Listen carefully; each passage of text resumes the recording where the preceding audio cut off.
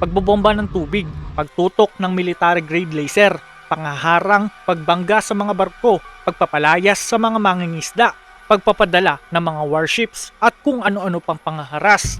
Ilan lang ito sa mga taktika ng China laban sa mga Filipinong nagpapatrolya sa West Philippine Sea, sa mga sundalo at Coast Guard na nagbabantay lang ng ating teritoryo, gayon din sa mga Filipinong scientist na nagsasagawa ng mga pagsusuri at sa mga mangingisda na pilit naghahanap buhay.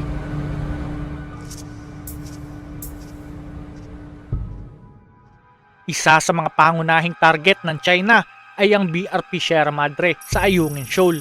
Gusto kasi nilang mawala ang nakasadsad na barko. Pero bakit? Wala namang kakayahang lumaban ang lumang barkong ito. Bulok, kinakalawang at sira na.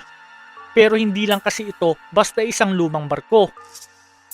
Ang BRP Sierra Madre ang nagsisilbing simbolo ng presensya ng Pilipinas sa Ayungin Shoal. Kung maaalis ito, mas madali nilang makokontrol ang lugar at matutulad ito sa Mischief Reef na tuluyang inangkin ng China noong 1995 at maging ang Scarborough Shoal na nakuha nila matapos alisin ang isa pang barkong nakasadsad doon noong 1999.